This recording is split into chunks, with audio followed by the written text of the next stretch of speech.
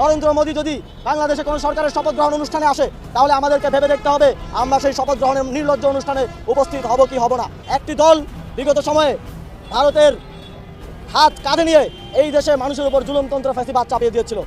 আমরা আবারও দেখছি নির্বাচিত হওয়ার সাথে সাথেই তারা আবারও ভারতের কসাই খেত নরেন্দ্র মোদীর হাত তাদের কাঁধে চায়।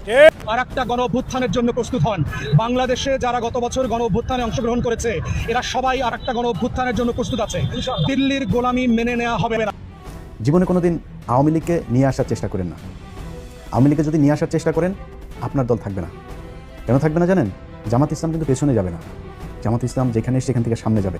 আওয়ামী লীগের মতো দমন পীড়নের কারণেই জামাতের মতো উগ্রবাদী দলের উত্থান হয়েছে। মির্জা ফখরুল ইসলাম আলমগীর মহাসচিব বিএনপির মহাসচিব নির্বাচনের পরে কেন জানি বারবার জামাতকে অ্যাটাক করছে।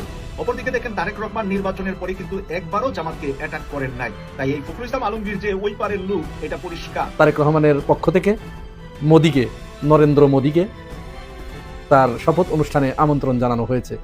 এই মুহূর্তে এটি বাংলাদেশের মানুষ মোটেই পছন্দ করছে না, কারণ দেশনেত্রী বেগম খালেদা জিয়াকে তিলে তিলে যে হত্যা করা হয়েছে, তিনি আপসহীন নেত্রী ছিলেন। তিনি যদি একটু কম্প্রোমাইজ করতেন ভারতের সাথে তাহলে তাকে জেলখানার অন্ধকার প্রকোষ্ঠে পচে মরতে হতো না। কিন্তু তিনি বুঝতে পেরেছিলেন, তিনি তার শত্রু চিনতে পেরেছিলেন। এই নরেন্দ্র মোদী শেখ হাসিনাকে দিয়ে এই বাংলাদেশে কি করেছে, এই বাংলাদেশের জনগণের উপরে কি করেছে, এটি তিনি বুঝতে পেরেছিলেন। সুতরাং জনাব তারেক রহমান এই বিষয়টি মাথায় রাখবেন বলে আমরা মনে করি। বিরোধী দলে থেকেও বাংলাদেশের রাজনীতির ইতিহাসে সবচেয়ে বড় চমক, শ্রেষ্ঠ চমক নিয়ে আসছে জামাত ইসলাম। আপনাদের জন্য একটা সুখবর হচ্ছে, বিএনপি অলরেডি পিছু হতে বাধ্য হচ্ছে। পরিস্থিতি স্বাভাবিক হয়ে যাবে ইনশাল্লাহ। আপনাদের উপর যে জুলুম শুরু করেছে, হত্যা থেকে শুরু করে ভয়ানক যে বর্বর নির্যাতন শুরু করেছে বিএনপি সন্ত্রাসীরা, এটা তারেক রহমান তার গদি টিকিয়ে রাখতে হলে এটা দমন করতে। আসসালামু আলাইকুম প্রিয় দর্শক, নতুন একটা ভিডিওতে সবাইকে স্বাগত। তো ইতিমধ্যে আপনারা অনেকগুলো ভিডিওর অংশবিশেষ দেখেছেন। তো দেখে নিশ্চয়ই বুঝতে পেরেছেন যে ভিডিওটা আসলে কতটা গুরুত্বপূর্ণ এবং আকর্ষণীয় হতে চলেছে। তো চলুন কথা না বাড়িয়ে সম্পূর্ণ ভিডিওটা দেখে আসি। দেখার আগে বলবো, যারা আমাদের চ্যানেলটি এখনও পর্যন্ত সাবস্ক্রাইব করেননি দয়া করে সাবস্ক্রাইব করে দিন। যারা ইতিমধ্যে সাবস্ক্রাইব করেছেন তাদের অসংখ্য ধন্যবাদ। তো প্রিয় দর্শক, চলুন কথা না বাড়িয়ে একটি লাইক দিয়ে সম্পূর্ণ ভিডিওটা দেখে আসি। হয়তো আগামীকাল বা পরশু, অর্থাৎ সোমবার মঙ্গলবার এর ভিতরেই জনাব তারেক রহমানের নেতৃত্বে নবনির্বাচিত সরকার, বিএনপি নেতৃত্বাধীন জোট, তারা বাংলাদেশের রাষ্ট্র ক্ষমতায় অধিষ্ঠিত হতে যাচ্ছে। আনুষ্ঠানিকভাবে রাষ্ট্র পরিচালনায় তারা অংশগ্রহণ করতে যাচ্ছে, নিজেদের কাঁধে দায়িত্ব তুলে নিতে যাচ্ছে। আমরা শুনতে পেয়েছি তারেক রহমানের পক্ষ থেকে মোদিকে, নরেন্দ্র মোদিকে তার শপথ অনুষ্ঠানে আমন্ত্রণ জানানো হয়েছে। এই মুহূর্তে এটি বাংলাদেশের মানুষ মোটেই পছন্দ করছে না, কারণ দেশনেত্রী বেগম খালেদা জিয়াকে তিলে তিলে যে হত্যা করা হয়েছে, তিনি আপসহীন নেত্রী ছিলেন। তিনি যদি একটু কম্প্রোমাইজ করতেন ভারতের সাথে তাহলে তাকে জেলখানার অন্ধকার প্রকোষ্ঠে পচে মরতে হতো না। কিন্তু তিনি বুঝতে পেরেছিলেন, তিনি তার শত্রু চিনতে পেরেছিলেন। এই নরেন্দ্র মোদী শেখ হাসিনাকে দিয়ে এই বাংলাদেশে কি করেছে, এই বাংলাদেশের জনগণের উপরে কি করেছে, এটি তিনি বুঝতে পেরেছিলেন। সুতরাং জনাব তারেক রহমান এই বিষয়টি মাথায় রাখবেন বলে আমরা মনে করি। আর দ্বিতীয় আরেকটি বিষয় যেটি বলবো, নির্বাচনের পরের দিন থেকে বাংলাদেশের বিভিন্ন জেলায়, বিশেষ করে মুন্সিগঞ্জে, গাইবান্ধায় এবং আরও একটি জেলায় মোট 3 জনকে হত্যা করা হয়েছে নির্বাচনী সহিংসতায়, শুধুমাত্র আরেকজনকে ভোট দেবার কারণে। আরেকজনকে ভোট দেওয়া কি অপরাধ? ভোট চাওয়া কি অপরাধ? অন্য কারো এজেন্ট হওয়া কি অপরাধ? নির্বাচনী যে এজেন্ট হওয়া, এটা কি অপরাধ? হত্যা করা হয়েছে। শুধু তাই নয়, লোমহর্ষক একটি ঘটনা ঘটেছে নোয়াখালীর হাতিয়ায়। 2018 সালে নোয়াখালীর সুবর্ণচরে ধানের শীষে ভোট দেবার অপরাধে আওয়ামী দুর্বৃত্তরা, আওয়ামী সন্ত্রাসীরা ওইখানের একজন মুক্তিযোদ্ধার নেতৃত্বে, আমাদের মিডিয়াগুলো এই কথাগুলো বলে না, একজন মুক্তিযোদ্ধার নেতৃত্বে এক গৃহবধূকে গণধর্ষণ করেছিল। ঠিক 2026 সালে অর্থাৎ 13ই ফেব্রুয়ারি দিবাগত রাত্রে শাপলাকলিতে ভোট দেবার অপরাধে এক নারীকে, 3 সন্তানের মাকে ধর্ষণ করা হয়েছে। বিএনপি নেতাকর্মীরা এটি করেছে বলে অভিযোগ পাওয়া গেছে। আপনারা প্রত্যেকেই সেই ভিডিও দেখেছেন। ভিকটিম নিজে তার বর্ণনা দিচ্ছেন কিভাবে, এবং ডাক্তারের সনদও সেখানে আছে। এরপরে সারা দেশে জামাত, শিবির এবং এনসিপির নেতাকর্মীদের বাড়িতে হামলা, ভাঙচুর, অগ্নিসংযোগ, এগুলো তো আছেই। এখন প্রশ্ন আসতে পারে, জামাত শিবিরের উপরে হঠাৎ করে বিএনপির কেন এত ক্ষোভ? বিএনপির লোকজন জামাত শিবির এবং এনসিপির লোকজনের উপরে কেন হামলা চালাবে, কেন তাদের বাড়ি ঘরে অগ্নিসংযোগ করবে? এই প্রশ্নটা আসা স্বাভাবিক না? আসা স্বাভাবিক এই কারণে, যেহেতু বিএনপি, জামাত এবং এনসিপি এরা উভয়ই তো মজলুম, শেখ হাসিনার দ্বারা নির্যাতিত। 2001 সাল থেকে 2006 সাল পর্যন্ত বিএনপি জামাতের সাথে আরো দুটি দল ছিল, 4 দলীয় জোট ছিল। সুতরাং এখানে তো জামাত ইসলাম বা ওই অন্যান্য দুটি দল বিএনপির কারো বাড়িতে হামলা চালিয়েছে, কারো উপরে আক্রমণ করেছে? নাই, করে নাই। তাহলে এখানেও ক্ষোভ থাকার কথা নয়। 2009 সাল থেকে 2024 সালের 5 আগস্ট পর্যন্ত বিএনপি এবং জামাতের নেতাকর্মীদেরকে হত্যা, তাদের মা বোনদেরকে ধর্ষণ, গুম, খুন, নির্যাতন, গায়েবী মামলা, দেশনেত্রী বেগম খালেদা জিয়াকে হত্যা করা, এগুলো কারা করেছে? আওয়ামী লীগ করেছে। এখানে ভিকটিম কারা ছিল? জামাত এবং বিএনপি। আর 2024 সালের পরে এসে, 5 আগস্টের পরে এসে এনসিপি আজ পর্যন্ত। তাহলে এনসিপির সাথেও বিএনপির কোনো বিরোধ নাই। তারা এনসিপির কেউ বিএনপির কোনো নেতাকর্মীর বাড়িতে তো আক্রমণ চালায় নাই, অগ্নিসংযোগ করে নাই। জামাত ইসলাম তো একেবারে উদাহরণ দিলাম, প্রশ্নই আসে না। তাহলে এদের প্রতি ক্ষোভ কেন বিএনপির? ক্ষোভটা তো থাকার কথা ছিল, এরা প্রত্যেকেই, এনসিপি, জামাত ইসলাম, বিএনপি, এরা প্রত্যেকেই তো আওয়ামী লীগ দ্বারা নির্যাতিত। তাহলে আওয়ামী লীগের উপরে ক্ষোভ থাকার কথা ছিল। এক জানা যায় যে এর আগে বিএনপি এবং জামাত তাদেরকে এই কাজ করেছে, বাড়ির উপরে হামলা করেছে, বাড়িতে অগ্নিসংযোগ করেছে, বিএনপির কাউকে মার দিয়েছে, আঘাত করেছে। তাহলে বিএনপি হয়তো প্রতিশোধের জন্য এই কাজ করছে, এটি ধরে নেওয়া যেত বা মনের কাছে বুঝ দেওয়া যেত, কিন্তু সেটা তো হয় নাই। তাহলে বিএনপি কেন এই কাজ করছে? এখানে কিছু কিছু বিষয় অবশ্য আমার অবজারভেশনে উঠে এসেছে। যেমন একটা জায়গা থেকে এর সত্যতা পাওয়া গেছে, কোনো একটা জায়গাটার আমি নাম মনে করতে পারছি না, কেউ যদি কারো যদি জানা থাকে তাহলে আমার কমেন্টস বক্সে লিখে দিবেন, এটা ডকুমেন্টসে রাখা দরকার আছে। আওয়ামী লীগের একজন নেতা, তিনি বিএনপিতে যোগ দিয়েছেন এই নির্বাচনের 2 দিন আগে, এবং যখনই বিএনপি জয়লাভ করেছে, নিরঙ্কুশ সংখ্যাগরিষ্ঠতা পেয়েছে, সেই নেতা নির্বাচনের পরের দিন সেই আওয়ামী লীগের সেই নেতা ছাত্র শিবিরের লোকজনের বাড়িঘরে হামলা এবং অগ্নিসংযোগ করেছে। তাহলে বিষয়টা কি বোঝা যাচ্ছে? এখানে কিন্তু বিএনপির শ্রদ্ধা আবরণে থেকে আওয়ামী লীগ এই কাজটি করছে। যত জায়গায় এই ঘটনাটি ঘটেছে, আমি বলছি না সবই আওয়ামী লীগ করেছে, বা এটিও বলছি না সব বিএনপি করেছে, কিন্তু বিএনপি যেহেতু আওয়ামী লীগকে ডেকে এনেছে, তারা তাদেরকে সুযোগ দিয়েছে। পঞ্চগড়ে বিএনপির যে উপজেলা সভাপতি, তিনি পঞ্চগড়ের একটা ইউনিয়নের প্রথম 13 তারিখ সকালবেলায় আওয়ামী লীগের অফিস খুলে দিয়েছেন। আইনগতভাবে তো আওয়ামী লীগ এখনো বাংলাদেশে নিষিদ্ধ। তাহলে বিএনপির ওই নেতা কি পারেন আওয়ামী লীগের অফিস খুলে দিতে সরকারি সিদ্ধান্ত না আসা পর্যন্ত, বা বিএনপি রাষ্ট্র ক্ষমতায় এসে আইন করে যখন ওই আইনটি বাতিল করে দেবে ততক্ষণ পর্যন্ত? এটি কি পারেন? পারেন না তো। তাহলে তিনি করলেন কেন?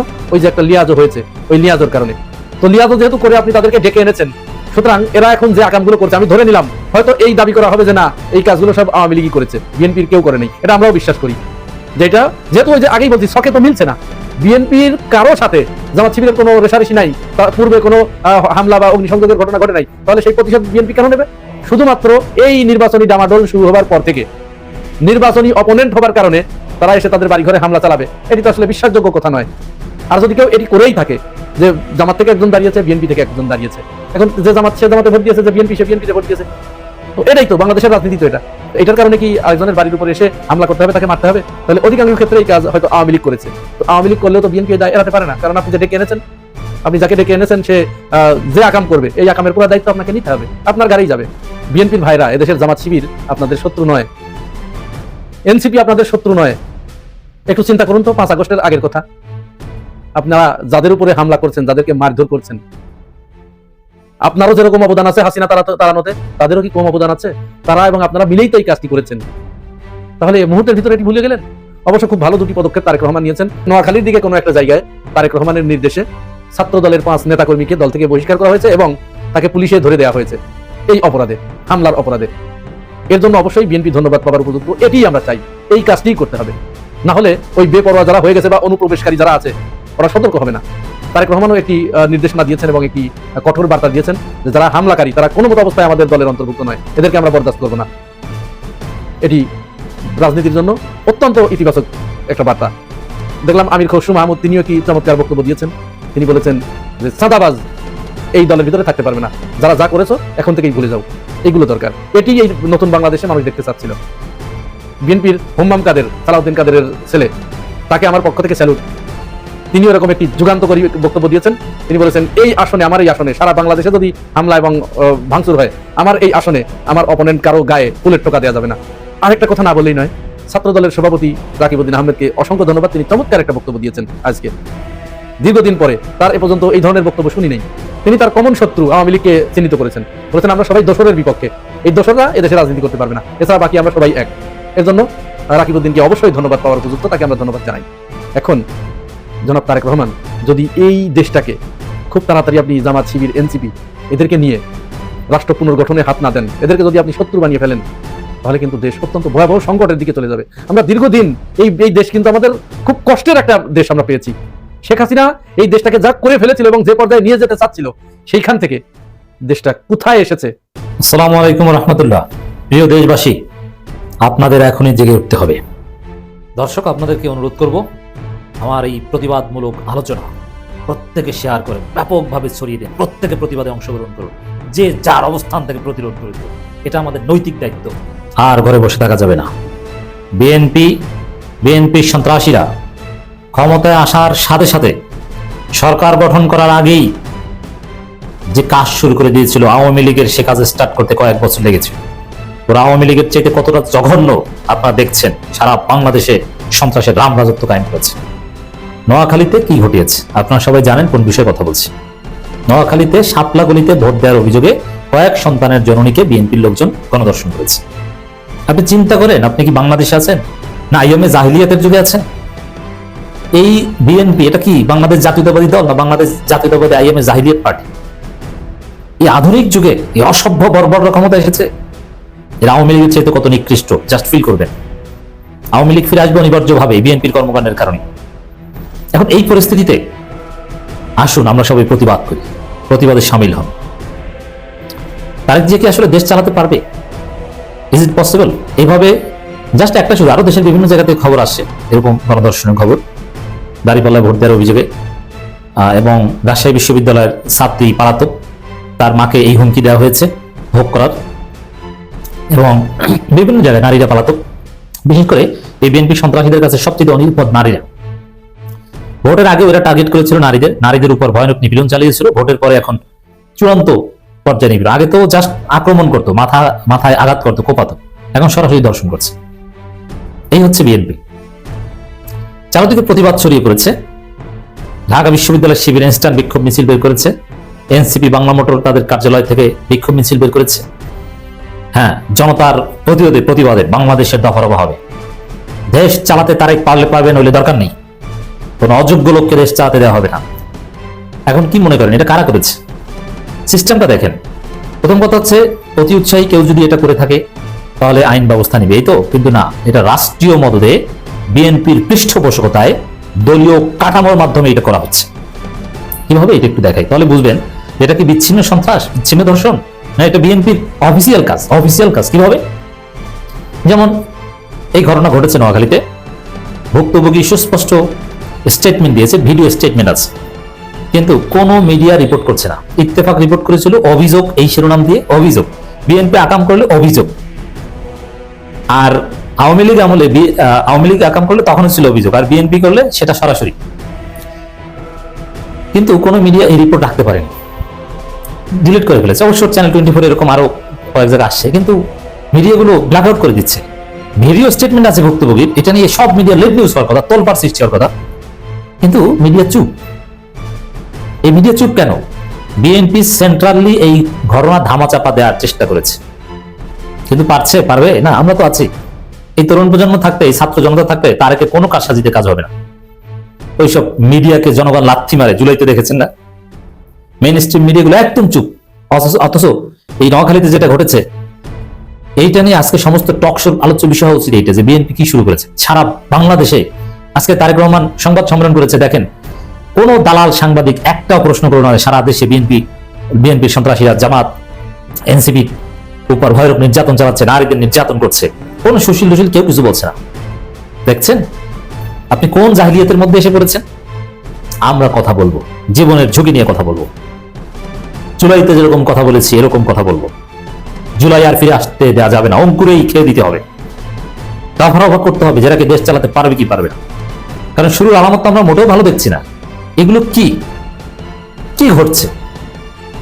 তো দর্শক, এরপর দেখেন মিডিয়াগুলো, বিএনপি তাদের অফিসিয়াল মেকানিজম ব্যবহার করে মিডিয়া থেকে এই খবর ব্ল্যাক আউট করে দিয়েছে। এর মানে বিএনপি অফিসিয়ালি এই ঘটনার সাথে জড়িত, তারা ধামাচাপা দিতেছে একদম আওয়ামী স্টাইলে, এবং পুরো প্রশাসনকে ম্যানেজ করে ফেলেছে। ভিডিও স্টেটমেন্ট আছে, এখন ওই মেডিকেল রিপোর্ট চেঞ্জ করানোর চেষ্টা করছে বিএনপি। আমরা জানতে পেরেছি যে মেডিকেল রিপোর্টে যাতে প্রমাণিত হয় যে না না ধর্ষণ কিছু করেনি। আবার বিএনপির ছাত্রীরা, ওরা সবাই ধর্ষকের সাপোর্টার, ছাত্রদল নেতা নেত্রীরা, ওরা যে কতটা নিকৃষ্ট জঘন্য আমরা দেখছি। ওরা বলছে না না এটা ব্যক্তিগত দ্বন্দ্ব, এটা সত্যতা পাওয়া যায়নি, অমুক তমুক গুজব, একদম সে আওয়ামী লীগের মতো। সাদ্দামরা যা বলতো, ওবায়দুল কাদেররা যা বলতো, গুজব গুজব প্রচার, একদম সেটা, এবং প্রশাসনের মাধ্যমে ঘটনা ধামাচাপা দেয়া। দেখেন, আমি অবাক হইলাম যে ওসি, এসপি, ডিসি এইগুলো কতটা দলকানা হয়ে গেছে অলরেডি শপথ নেওয়ার আগেই। এরা বলছে না না এগুলো গুজব, অতিরঞ্জিত। একটা অডিও শুনলাম, সম্ভবত ওসি বা যে কোনো পুলিশের ঊর্ধ্বতন কর্মকর্তা, না না এগুলো গুজব, এরকম কোনো ঘটনা ঘটেনি। অথচ এটা ঘটেছে 100% সত্য। যেহেতু এটা তোলপাড়, এই আধুনিক যুগে এটা ধামাচাপা দেওয়া যায় না, দেখবেন কি হয়। কিন্তু দালালি কত প্রকার কি কি দেখছেন তো। এখনো যদি এইটা করে, সামনে কি করবে এরা? তখন আপনিই বলবেন যে হাসিনাই ভালো ছিল, কারণ এরা হাসিনার চাইতে নিকৃষ্ট। আর এই ধরনের কাজ দেখা যায় তো বৈধতা দিয়েছে আগেই। নোয়াখালীর সুবর্ণচরে যে সেই সংঘবদ্ধ ধর্ষণ যে ঘটনা, ধানের শীষে ভোট দেওয়ার অভিযোগে 18 সালে ওই লোকজনকে নিয়ে নির্বাচনী প্রচারণা চালিয়েছে বিএনপি। তারা তো এটা করবেই। তখন ছিল ধানের শীষে ভোট দিছো কেন, এবার হচ্ছে ধানের শীষে ভোট দেওয়া নাই কেন। এবং সেই পূর্ণিমা শিল্পে দর্শনের ঘটনা আপনারা জানেন না, এটা তো বিএনপি হিস্ট্রি। দেখেন, এই নোয়াখালীর এইটা নিয়ে তোলপাড় সৃষ্টি হয়েছে, এরকম অভিযোগ কিন্তু সারা দেশ থেকে আরো আসছে। এবং এই ধরনের ঘটনা ঘটলে অনেকে কিন্তু প্রকাশ করতে চান না, ধামাচাপা দেন, কিন্তু এটা করছে। চুপ থাকবেন না, সারা বাংলাদেশে প্রতিবাদের ঝড় তুলতে হবে এবং ইউনূস সরকারকে জবাবদিহি করতে হবে।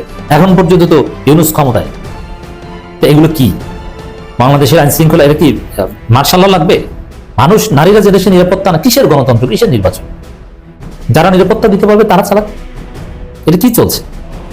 এবং আমি অবাক যে ঠিক আছে, এখন বিএনপির লোকজন এটা বলতে পারতো যে আমরা ক্ষমতা নেইনি, যেই করুক ব্যবস্থা নেন, কিন্তু না, তারা মিডিয়ার মাধ্যমে এটা ধামাচাপা দেওয়ার চেষ্টা করছে, প্রশাসনের মাধ্যমে ভিন্ন স্টেটমেন্ট দেওয়াচ্ছে, এবং ডাক্তারদের মাধ্যমে ম্যানেজ করে রিপোর্ট পাল্টে দেওয়ার চেষ্টা করেছে। আপনি চিন্তা করছেন আপনি কাদের খপ্পরে করেছেন? এখন আপনাদেরকে সিদ্ধান্ত নিতে হবে, যেটা কি সহ্য করবেন? ছাত্র জনতাকে, জুলাই যোদ্ধাদেরকে আহত করা হচ্ছে, হাত পা ভেঙে দেওয়া হচ্ছে, তারই ছিঁড়ে ফেলা হচ্ছে, মসজিদের ইমামকে মসজিদ থেকে বের করে দেওয়া হচ্ছে, বিএনপির কাছে পা ধরে মাপ চাওয়ানো হচ্ছে। হাজার হাজার ঘটনা আজকে শুক্রবার এবং শনিবার ঘটেছে। এরা 1 সপ্তাহ 2 সপ্তাহ ক্ষমতা পেলে তখন যে কি করবে, দেশ এক ভয়ঙ্কর পরিস্থিতির দিকে যাচ্ছে। আমাদেরকে ডিসাইড করতে হবে যে আমরা কি করব। এগুলো মুখ বুঝে সহ্য করবেন, না দেশ ছেড়ে যাবেন, না দেশ বাঁচাতে যুদ্ধ করবেন? তো প্রিয় দর্শক, আশা করছি সম্পূর্ণ ভিডিওটা মনোযোগ দিয়ে দেখেছেন। দেখে কি বুঝলেন, কি জানলেন, আপনাদের গুরুত্বপূর্ণ মতামতগুলো আমাদের কমেন্ট বক্সে জানিয়ে দিন। পারলে ভিডিওটা শেয়ার করে অন্যকে দেখার সুযোগ করে দিন। আবারও বলছি, যারা আমাদের চ্যানেলটি এখনও পর্যন্ত সাবস্ক্রাইব করেননি, দয়া করে সাবস্ক্রাইব করে দিন। যারা ইতিমধ্যেই সাবস্ক্রাইব করে দিয়েছেন তাদের অসংখ্য ধন্যবাদ। তো প্রিয় দর্শক, আজকের মতো এ পর্যন্তই। দেখা হবে পরবর্তী কোনো নিউজে। ততক্ষণ সবাই ভালো থাকবেন, সুস্থ থাকবেন। আল্লাহ হাফেজ।